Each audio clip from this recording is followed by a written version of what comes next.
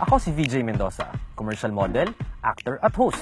Isa sa pinaka na-enjoy ko sa pagiging artista ay ang pagganap ko sa iba't ibang roles. Dahil dito, isipan kong gumawa ng social experiments kung saan magpapanggap ako bilang iba't ibang klase ng tao at makikisalamuha sa ating mga kababayan.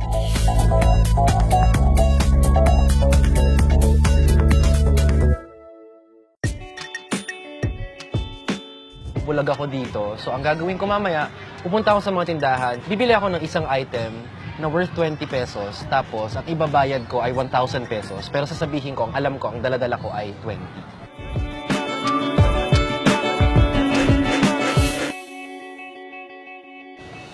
Fred, ito ka muna, pumunta ko lang yung mga bata. May tig 20 ho ba dyan na pwede kong makain?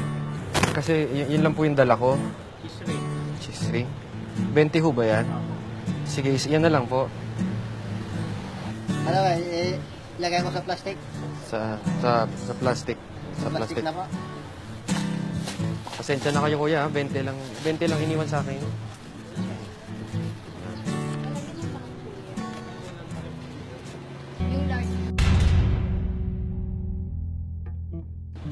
Pera mo 1,000, hindi 20. Hindi, 20 ho yun. 1,000. Patay mo yung kasama mo, ha? Ito na yung bayad ko po.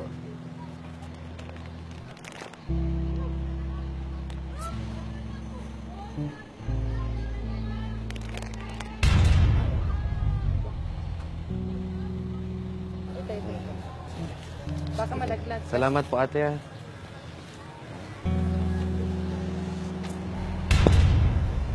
Nung binigay ko yung 1,000, hindi siya nagsalita. Sabi ko, hala. Kinuha niya yung 1,000. So parang kawawa naman kung ako yung bulag. Yung benteng iniwan mo? 20. 1,000 iniwan ko. Kuya naman kayo, itong pera niya, kuya. 1,000 iniwan ko. 20, sabi mo, Itong pera niya, pinigay niya sa akin. Akala niya, 20 pesos. siguro na husgahan ko agad kasi akala ko kinuha. Yun pala, inaantay niya lang yung kasama ko.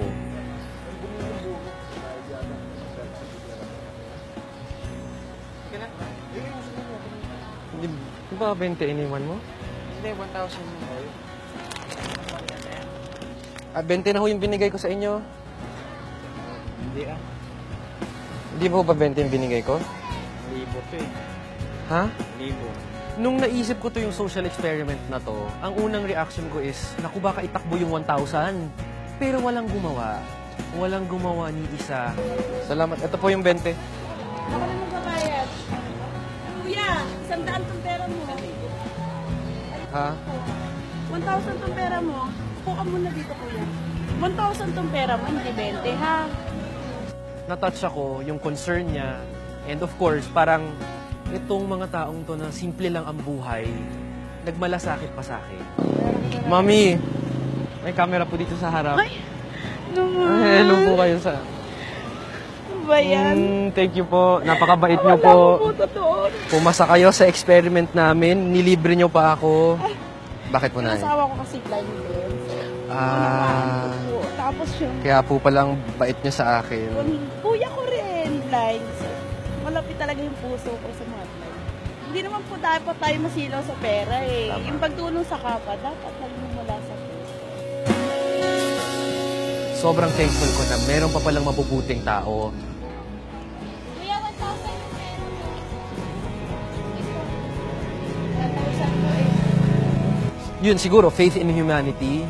Meron pa talaga tayong pag-asa. Huwag tayong mawala ng pag-asa kasi may mabubuti pa. Doon lang tayo kumapit sa positibo.